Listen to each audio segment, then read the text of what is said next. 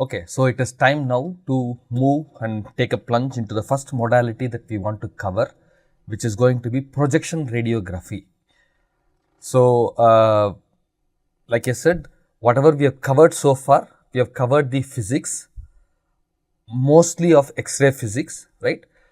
But I also warned you that if you take just the interactions of photons, even if it is higher energy, the interactions are similar, and therefore, when we get to PET and SPEC, the nuclear medicine, we will only have a cursory review and some aspects that are speciality to radioactivity that we ignored so far, that will be covered there. Otherwise, the style of coverage is going to be, we covered the X-ray based physics so far. Now we will start with projection radiography and subsequently X-ray CT. So these two we will cover. So we had the physics, then how are we planning to cover it? Oh, from physics we want to go to instrumentation. From instrumentation we want to go to image formation. From image formation we want to go to image quality. Okay. So with that we will start projection radiography. By now you should be able to understand technically what is meant by projection radiography. Projection is collapsing the dimension, right? So in our case we are going to talk about a 3D volume that is collapsed, that is projected to a 2D plane. That is what we call as projection. Radiography. So now you know what is radio. Ionizing radiation, right? So we want to talk about projection. Radiography is an image drawing, right? So in projection radiography we are going to talk about X-ray projection radiography. We say projection radiography, but what is meant here, what it implies is we are going to talk about X-ray projection radiography. That is what happens if I send X-rays through this 3D volume. How can I project this onto the 2D, get a graph of based on the radiation that we are sending in. So immediately when we talk about it, we have used several examples. So what is going to be our goal here? Our goal is not going to be cover one particular system application. Our goal is to cover the underlying concept, the underlying instrumentation that is there, that exploits the first principles of the interaction that we talked about, the physics that we understood. So immediately when we say what are the examples, you would have probably heard say chest X-ray, which is an example that I kind of used very routinely, because likelihood that you would have seen that system, you would have been part of the imaging process, you would have taken a chest X-ray at some point of time. But that is one of the predominant ones that you may be able to relate. But is there others that ring a bell to you? Have you know the other very commonly used systems? So this is very wide ranging. Each one is specific depending on the context, but all of them are having the same underlying principle that it is exploiting, which is what we will cover here, right? So chest X-ray, then mammography, right? At least women, now there's a lot more awareness, right, for women breast cancer. So do mammography. So you would have been hearing that term. Even though it doesn't say it is X-ray based, you would have heard it as mammography. But essentially it is, it's a projection X-ray modality. Then angio, right? You would have heard this term angio, heart. They want to see the vessel, so there is a block. They do why don't you do a angiography, right? So that also, of course, there are CT versions of it, but essentially it is also exploiting projection radiography also is there for quick view. Then, so cardio, cancer, right, breast mammography, lung infection, all of these are very common, you would have heard, okay. Of course, there is fluoroscopy, that is also very common. So what is the commonality? When we say X-ray projection radiography systems, all of this, the output is an image, okay. So what are the properties? Well, there are different aspects, right? When we talked about properties, as in what are the common underlying features of these systems, right? We talked about some image quality aspect, some radiation, safety aspect, right? Those are the general requirements. If you review our introduction, general requirements. We did give out some certain common general requirements irrespective of the medical imaging modality. So, here we want to be more specific about X-ray projection radiography system. What are the general properties of that? It has good resolution, in fact high resolution. This is something that we covered just recently with respect to dose. So, you have to have low dose, you cannot dose the patient to get good image quality, right. So, low dose. So, what is the idea of what does this low represent?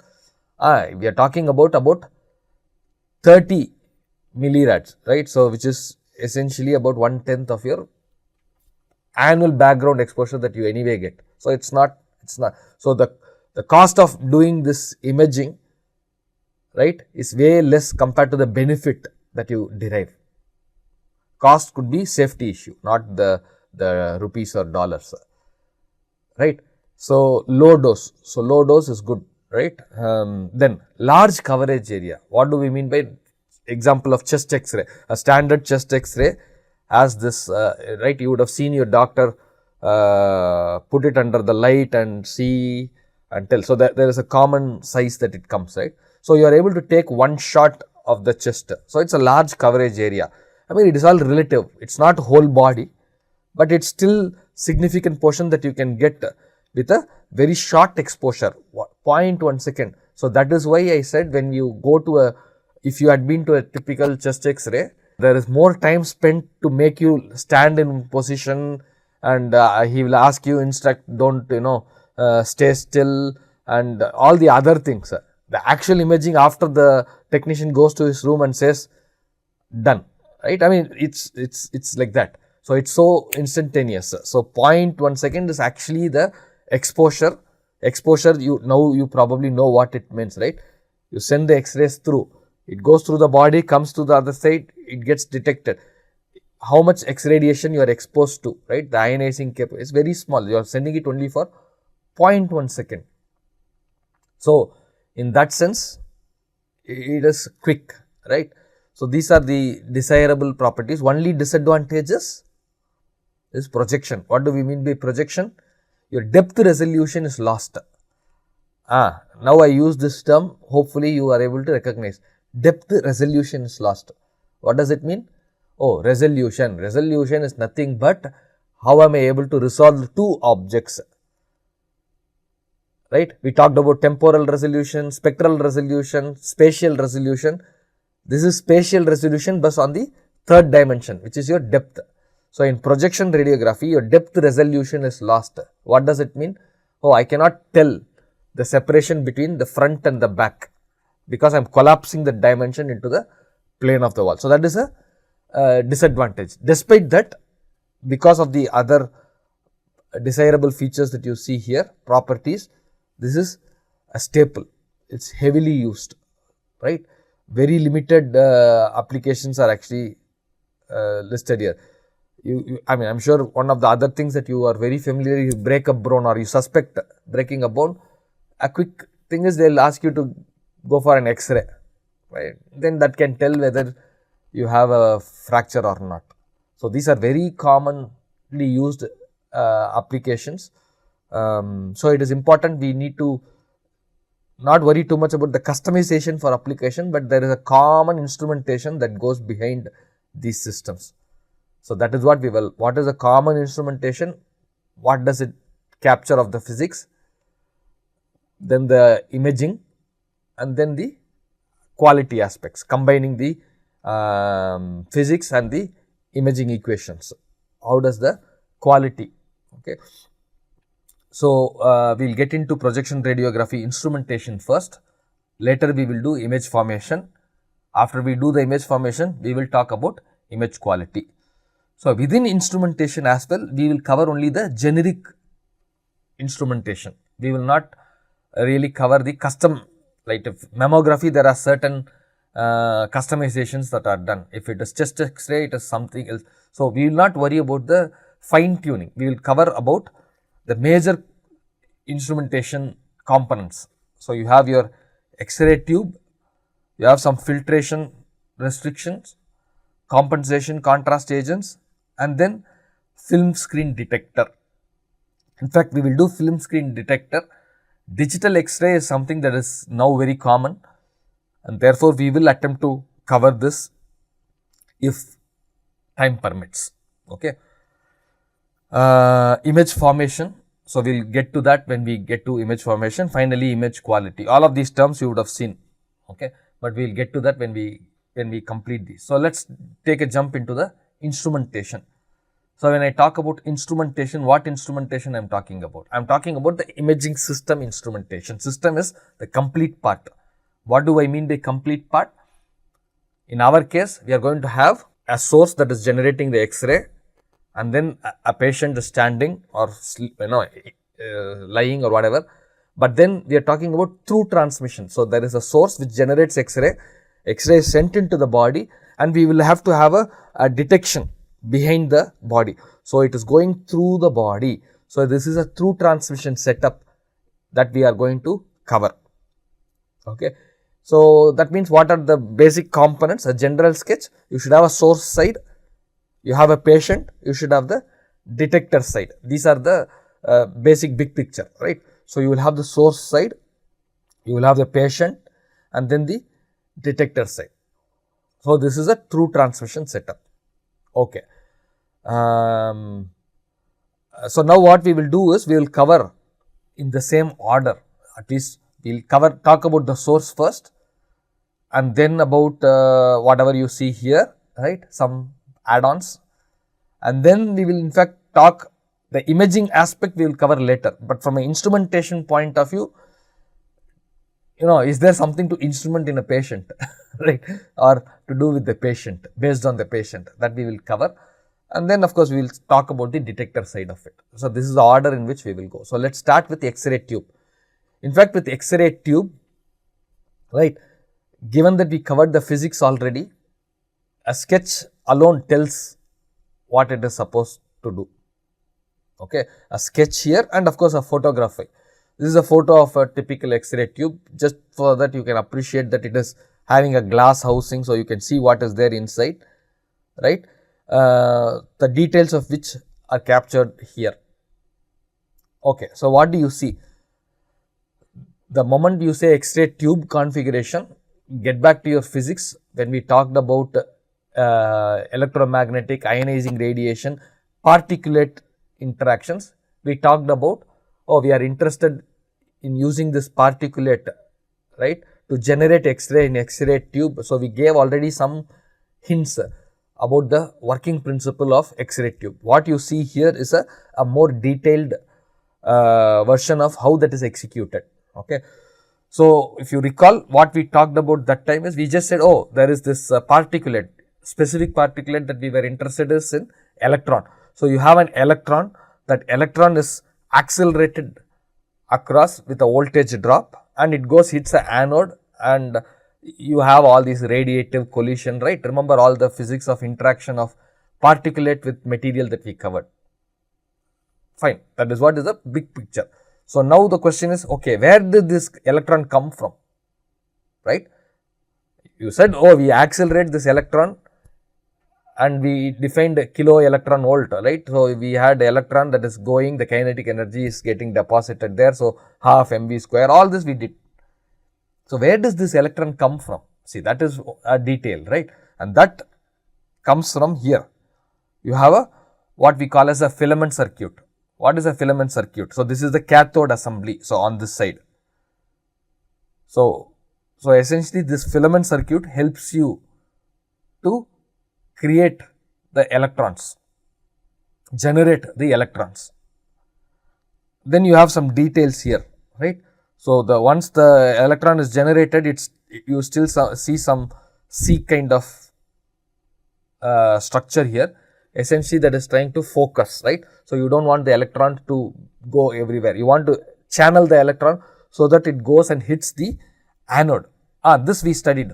Once the kinetic energy, after it's accelerated, it interacts with the material, radiative, collision, all this we Bremsstrahlung that we covered. So here there are two pieces of interest. One is the filament circuit that is going to help you create the electrons. Electron cloud is going to be created, and of course there is this focusing part which is going to keep the electrons ready so that it can go directly hit the anode at a desired location. Okay, so that was one detail. The second detail, we said it, but we'll flesh it. So electrons are available here. So the moment you apply a voltage, right, the electrons will move. That's what, that part we covered. But what we did not cover is, we have radiative and right? We talked about heating, Bremsstrahlung, right? So here we just that time told there is an anode, but you see there is an anode assembly. Okay, so we need to shed some light on what is there and why it is there. High voltage is not a big deal. We talked about, we are going to supply high voltage to this anode. That potential drop is going to make this electron, right, move and attain kinetic energy and hit, right. So this schematic vividly represents what are the components that are there in the X-ray tube, and broadly you have three aspects. One is the cathode assembly, the other is the material itself where the physics happens to create X-ray, and then the anode assembly that makes sure that the tube is usable and this can be reliably produced. The interactions can be controlled. Okay. Of course, there is a glass housing so that it is easy to handle, and it does some role in some of the aspects of filtering that we will talk about. So the filament, right, the filament circuit that I talked about, what does it do? It controls essentially the tube current. So you have an X-ray tube, so there is a current that is flowing through, right? You have the electrons, and the electrons are going to flow across a voltage, so there is a current. So the filament that is there does two things. I mean, essentially it controls the tube current, but in order to control the tube current, when do you have tube current? You need to have electrons. Only then, after you apply a voltage from cathode to anode, electrons will move, produce current, right? So that means the filament role is, how does it control the tube current? There is this electron. So the amount of electrons that are going to be generated here, that are ready, right, so that once the potential is applied, it can move. That is controlled by the filament circuit that you say, filament circuit. So essentially the filament circuit itself, typically you run through a 3 to 5 amperes of current at about 6 to 12 volts. But what is happening is the thin thorium tungsten wire, so that is through which the filament is made of, thoriated tungsten wire. So that is a very thin material of it is there, and when you pass this current at this voltage, due to the resistance of the wire, right, the thoriated tungsten wire, there is a drop in energy, so that it gets heated up, right. So you have what is called as thermionic emission. So ions due to thermal energy, right. So your heat is creating ions, and that is emitted out, so that it gives you free electrons. So which is called as thermionic emission. So you use this thermionic emission to get the electrons.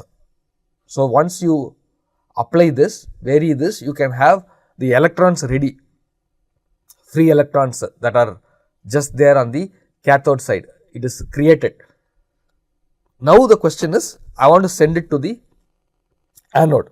So before we do that, we have the focusing cup. So in the cathode, you have a filament that creates this free electrons using thermionic emission, and it has its own circuitry for that. And then you have a focusing cup. Remember, the C structure that I showed you is a focusing cup.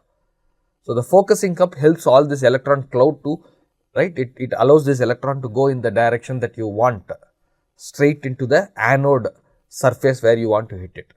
So typically it is focused to the edge, bottom edge. So that is your cathode and focusing cup. Then what happens to your, so you have what is called as primed. So at this end of this step, we say the X-ray tube is primed so that the electrons are all ready, right. Now you need to give it some kinetic energy so that it can go bombard and give you X-rays. So when you want to do that, anode is switched to high potential. What is we mean by high potential? Somewhere between 30 and 150 kilovolt P. What is this P? That is your peak.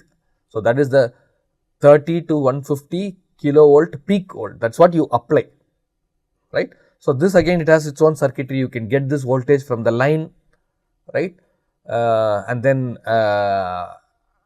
increase it, amplify it, rectify it, and then you can get. So you apply a very high voltage, peak voltage in the order of 130 to 150 kilovolts. So when you apply that, these part you know from the physics. So you have an anode typically made of tungsten, right. Then you have your Bremsstrahlung, you have your heat generation, collide, right. So look at this, only 1% produces Bremsstrahlung, 99% is heating. So clearly if you have this 99% heating, lot of heat is generated. So if you have a glass casing, so much of heat is generated, what is going to happen? It's just going to burst, right. It's not sustainable. So you have to cool it. So in order to cool it, that is where your anode assembly, you saw a stator and there was a rotation. In fact, there was a marking in the previous slide, right, rotator. So essentially what happens is this anode is not just a square that's static, it will rotate, right. It will rotate so that it's always, the electron is going to come and impede here. So the thickness is going to be, the electron has to go through the thickness, right. So it is going to be like this. So it is going to rotate in this direction. So we call this spins at 3200 to 3000. So there are even little more RPMs available. So it depends, I mean, that's a detail. Essentially what does it do? It dissipates heat by spinning fast so that you don't hit the same location again and again also, right. So you have the spin mechanism, that's what that rotor is for. So with respect to X-ray tube, these are the details that we need to know, where we can relate the physics of how X-ray is generated with the components that are there in X-ray tube to enable that physics. This is all we will cover, right. Again, the last but not least, when it's all housed, right. So this is a glass housing and there is a vacuum in between. So now the details are fine. So this is what the construction of a X-ray tube is. So now getting to the operational detail, because we want to use this for imaging system, what are the operational details we need to know from the instrumentation? Oh, how much X-ray to come out, right? Who has control? How do you control that? Right? That is important question. How long you want to send the X-rays? Because I don't want to fry the patient, right? Bombard him with X-rays. So how long? And is there a way to control that in the X-ray tube? Okay. So typically what we have is, we can apply this voltage, because only when you apply the voltage, the electrons come and hit and X-rays come out, right. So if the electrons don't have kinetic energy, it is not going to create X-ray. So if I have to switch off the X-ray, all I need to do is not apply this voltage, not drive this electrons to come and hit. So that is one way of thinking about it. So kilovolt peak is applied for a short duration. How is that short duration? So you can apply using a fixed timer. So you can have a control system. I mean, you can have a silicon controlled rectifier, on off switch, right. You can control that, and you can have a very good clock that has a good precision to start and stop the application of this voltage. That is one way to do it. Another way to do it is, well, I'm not in, okay, starting and stopping is good, right. I know that. So when you have a timer, I can say open the X-ray, right, apply this voltage for 0.1 second, just to use the same number that we used before, 0.1 second. What happens if it is, we'll pretend that it's all perfect, 0.1 second it does, but there is going to be some latency, right?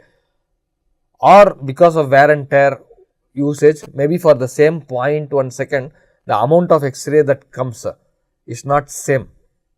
Either it is slightly more or less depending on how you did it, right? So, you don't want that to be a parameter. You want to be extra cautious. You want to be safe because the patient safety is involved. So, I better be extra cautious. What I can do is I could have a automatic exposure control. What if this timing circuit fails? Instead of 0.1 second, somehow the rectifier got dysfunctional. Instead of 0.1 second, it goes to 1 second. It's still small time, you won't know, right? 1 second, 10 seconds. Then you are essentially frying you are bombarding the patient with so much X radiation, right? You cannot do that. So, what we could do is automatic exposure control. So, now recall the definition of exposure. Oh, we have air, amount of ionization that happens in a controlled volume of air, right? We talked about that as a exposure, the ionizing capability, right? So here what we can do is we could have that air chamber, right? So you could still have that. So you can have a 5 mm thick ionizing chamber that's kept along with the patient, right? So between your exposure, so you could, while you think this is what you're exposing the patient, you have this calibration, you have this automatic exposure that is besides the patient, and that kind of gets a live reading of what is the ion exposure that is coming. So, if the exposure is high, then it can trigger a shutting down.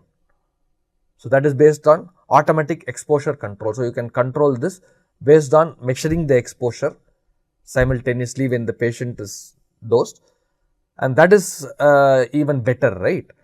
Because now you know, now you are not relying on just the timing, you are actually measuring and saying, okay, this is more than what this patient needs to be exposed, and so you shut it out. So, that is another way to do it. So, that is one control. The other control is tube current. So, we talked about this tube current. Tube current is important, right? Because see this electrons that are flowing in the tube, right, that is gaining some energy and hitting, and X-rays are coming out. So, to control this tube current is important. How is this controlled? There are two aspects. One is the filament current. Why? Because the filament current creates the electrons that are ready now, right, during priming. So, the number of free electrons that are available to charge to, right, available to accelerate and share their kinetic energy with the anode to create X-rays. That is controlled, right? Tube current that can be controlled by playing with the filament current, right, because that creates the electrons available, and then of course your peak kilo electron volts. So, these two can be used to control the, so clearly if you want to produce the X-rays, it has to do with the kilo electrons. So, how many electrons, what energy it is coming and hitting, the acceleration. So, the voltage drop and the filament current which controls the free electrons available to gain this kinetic energy, both dictate your tube current. So, exposure is your tube current times how much time it is open. So, milliamperes is the current units, right, times the exposure. Exposure time is milliampere second. So, this is the reported. So, MAS is an important quantity. So, the doctors typically, or whoever is doing the data acquisition, right, they have a important role. So, they control this MAS. So, typically in the control panel, they have a control over MAS, tube current, okay, and timing. So, they can fix one or the other. Clear? Good. So, that is with respect to X-ray tube. So, now what we will do is, we finished X-ray tube configuration, we will quickly move towards filtration and restriction of X-ray photons. So, now what we have done is, first part I know, we have created this X-ray. So, when I say X-ray, just to tease you, what is coming out? anode is doing and the interaction takes place and Brahmstraw lung, right. So, that remember that curve, right, the energy increases, right, then there are a lot of photons with certain energy and then it drops. So, the highest, the K peak kilovolts, kVp that you applied, right, typically there you won't get photons with that energy, right. So, you are going to have this hill kind of shape. So, that is your spectral that is coming out, polyenergetic. Okay. So, you have polyenergetic X-ray spectrum coming due to your Brahmstraw lung. Now, the question is, X-ray tube has done its job, but do we want to send that to the patient directly, or is there any other physics, that aspects that we covered in the physics that we need to pay attention to? So, filtration, what do we mean by filtration? Oh, I have the spectrum that is coming out. Filter means I have to take out something, filter out something. Here what does that mean? Filter out what? X-ray photons at certain energy level.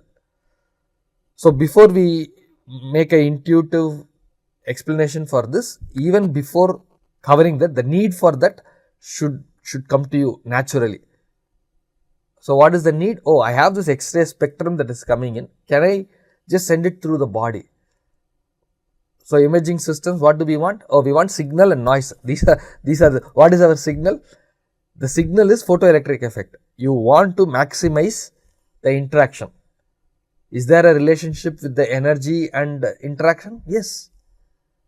We already said, oh, if it is too little an energy, right, it will probably get absorbed in the material that it is passing through. So, we want through transmission. So, if you send low energy, right, X-rays with the lower energy, it will probably get absorbed in the body, which is very good, right. It is interacting, but then if it is completely absorbed, I won't get anything on the other side. If I say, if I spend low energy, that means everything will get absorbed here, nothing will come out on the other side. So, I won't be able to catch and say, oh, there is a differential attenuation that is distributed like that everywhere. I won't get any signal, right, every location I won't get any signal, because everything is inside of the body, it is not coming out through the other side. So, that is not, in fact, you end up dosing the patient unnecessarily. Or the other extreme, when you send the energy, high energy, oh, it does not interact. Remember our crude analogy, with all the energy I go, I just do not interact with people, I will push everybody and come through the other side. So, it will come, so you will be able to collect those X-ray photons that is coming through, the same energy. So, number of photons that you sent, pretty much you will receive the same number of photons, there will not be any attenuation, right. So, I will not be able to tell about your material. So, you need filtration, of course, we will talk about restriction. Before doing this, we know, oh, we cannot send the X-ray spectrum with all the energies, because that is not conducive for imaging perspective.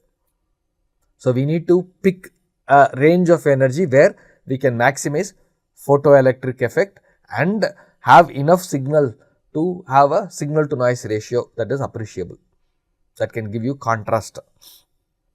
Okay. So, low energy X-rays will be absorbed by the body without providing diagnostic information. This is what we know before. So, what does filtration do? So, filtration is the process of absorbing this low energy before they enter the patient. So, X-ray tube is sending out, but before that can reach your body, I want to make sure I have some filters in place, so that I can take out all these low energy X-rays. It is better that this material that we place, the filter that we place, absorbs the low energy. You dose the material, who cares? You do not want to dose the patient, right. So, you have a material that will take all the low energy X-rays and allow only the X-ray energy that is conducive for the tissue property, so that you can get more signal and less noise, right. So, before we go into the specific filters, there are some inherent filtering also that is happening, that is without, that is the X-ray tube itself, right. So, that is within the anode and also the glass housing. This within the anode, we talked about it before I will show the plot, you will vividly appreciate the shape of the plot, right? The X-ray spectrum that is coming is like a hill. Already that time we mentioned, oh, the energies that are in the the lower end, they are generated, but the anode itself absorbs it, and so it doesn't come out of the X-ray tube. We mentioned it that time, but now probably you can uh, convince yourself that yes, the hill shape was explained. At least on the lower end, there was a loss was explained due to inherent, right?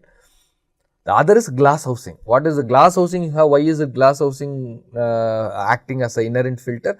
Oh, because see, you are talking about high, you have tungstens, you have thermionic, so you have a lot of heat that is generated. So, some amount of vaporization happens of this material, right?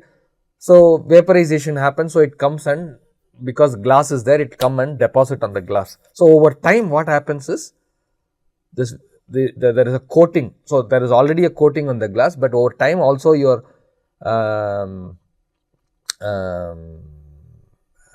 vaporization, those allow a thin coating of tungsten to come and form a layer.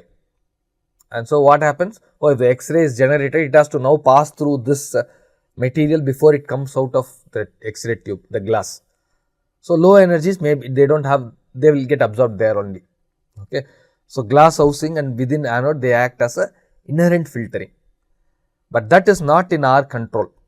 I mean, it happens over time, it does it, but you are not proactively doing anything to it. What we proactively do is add an additional filter. So, how do I, what is happening? All I need to do is I want a material to interact with this X-ray energy and get absorbed, right. So, what you can do is aluminum is a very commonly used material for this filtering purpose. In fact, it is so common that even if you use another material, you will report the thickness of the material. See, material, when you say aluminum, you say you know the material. So, now the only aspect that determines your attenuation, what is that?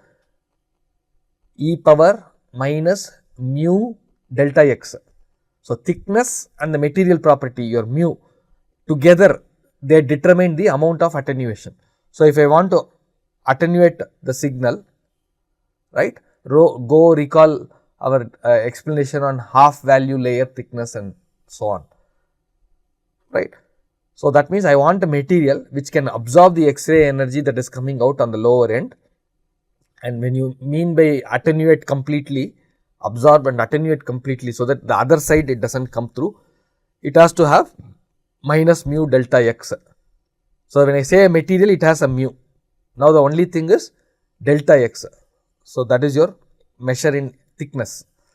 So, equivalent thickness is always reported. So, aluminum by far is the common.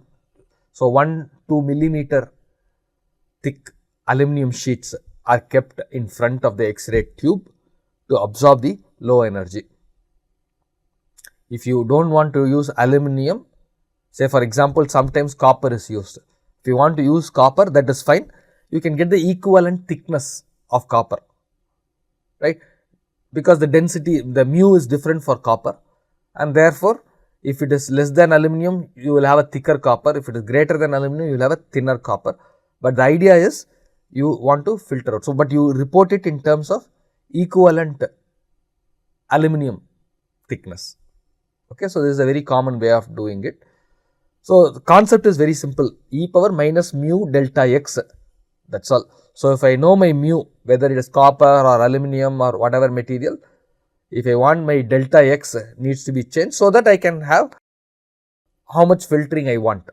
If I want 90% of that energy to go down, you know what is your half value layer calculation, right, 0.693. So, you know the material, you can calculate how much thickness is required before it goes down by 50%. So, you can then say, okay, I want 90% to go. So, come up with the equivalent thickness. Okay. So, that will be used here. That is so much for filtration. In the process, what happens?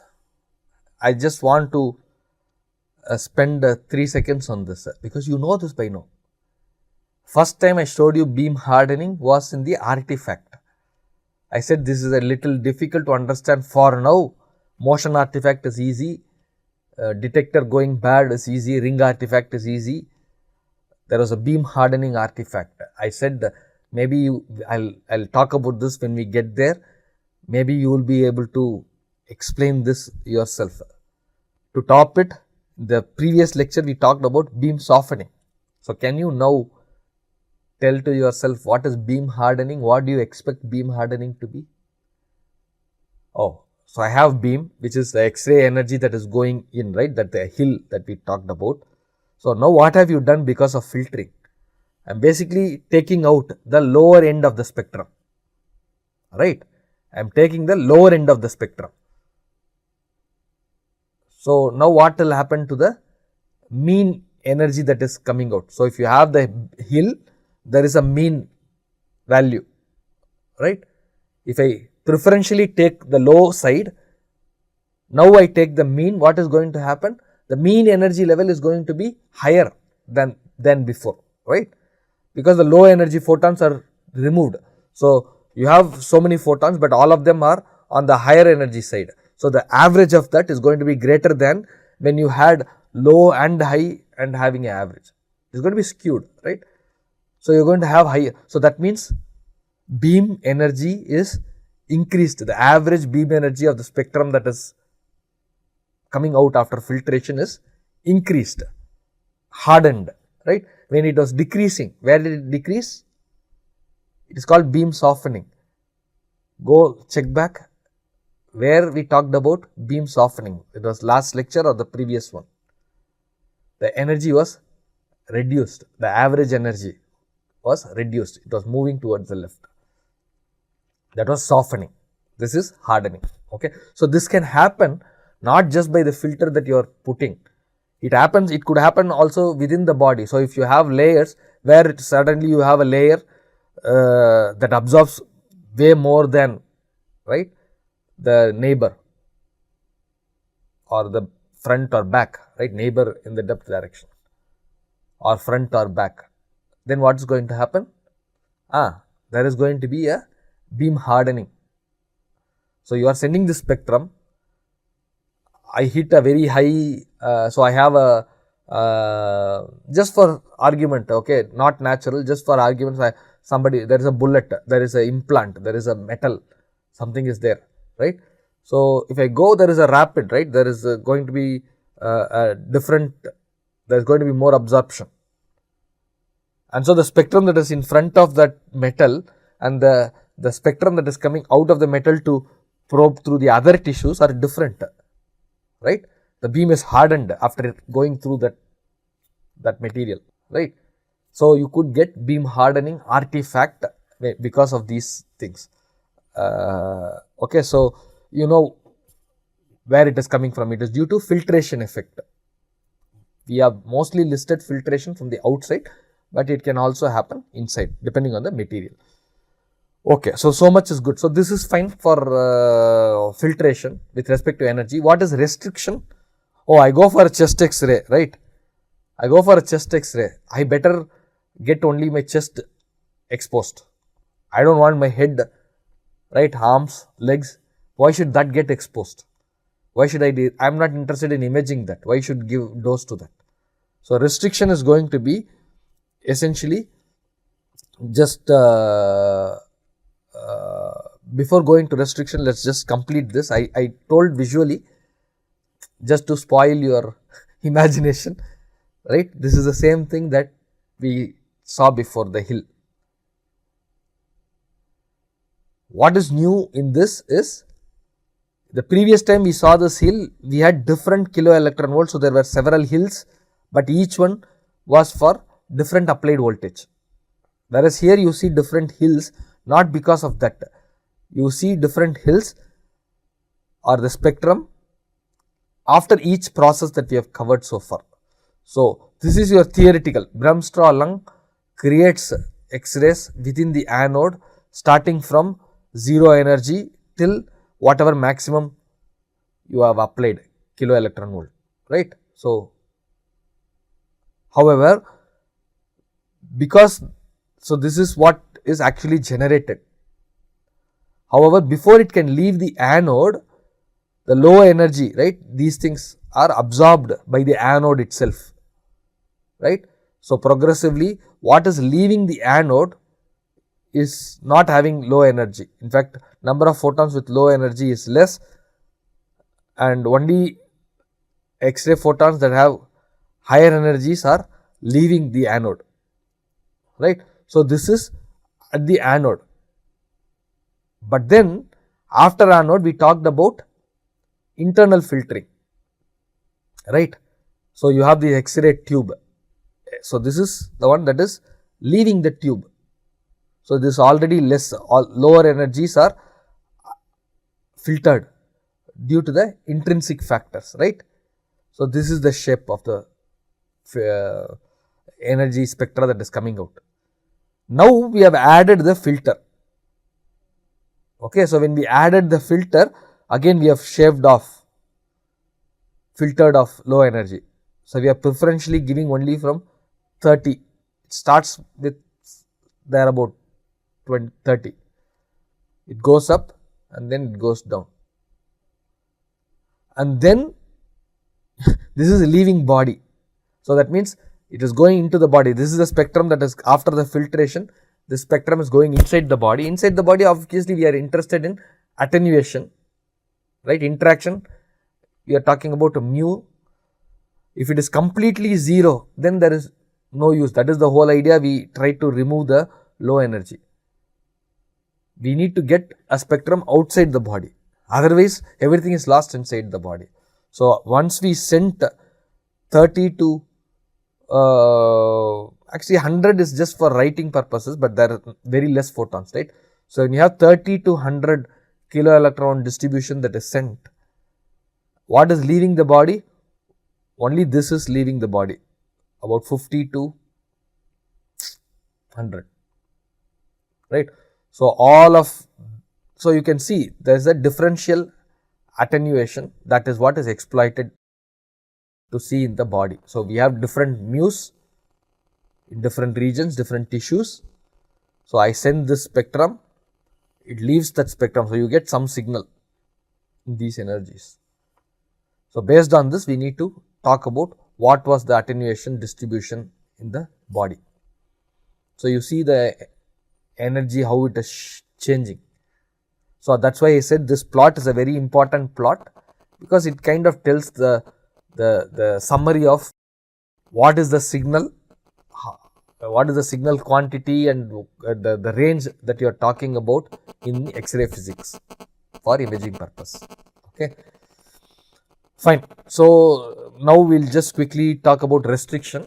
Restriction is essentially to, all this is fine with respect to energy and how it goes in, the filtration is fine, but then if I go for a chest X-ray, I better send the X-ray only through the chest.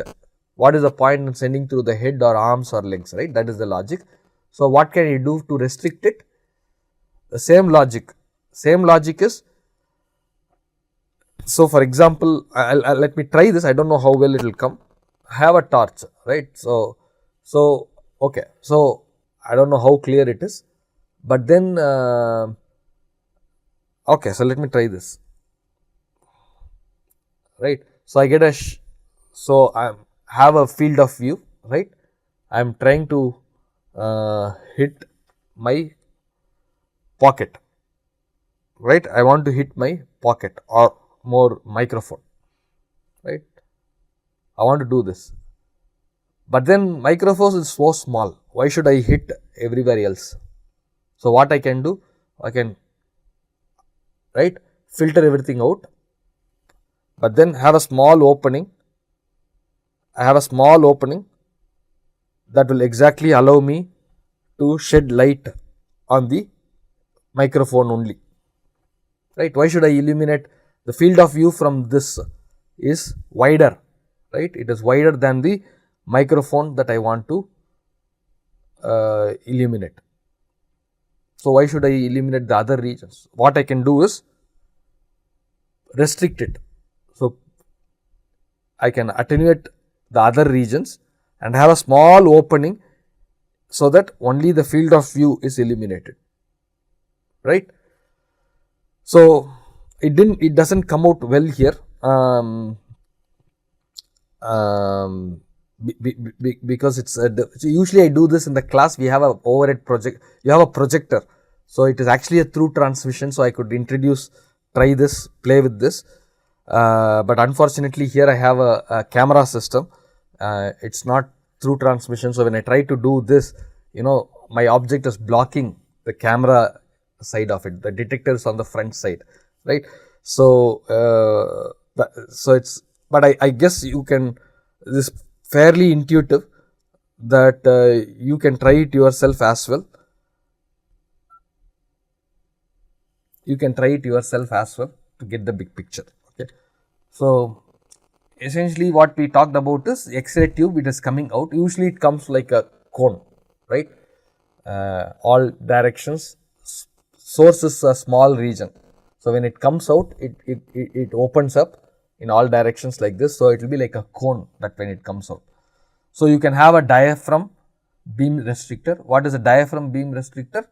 Essentially the example that I showed. You can have a lead or whatever sheet where you have a small opening. So rest of the places it will get absorbed. Only the opening will allow the restricted field of view. So this would be your field of view otherwise.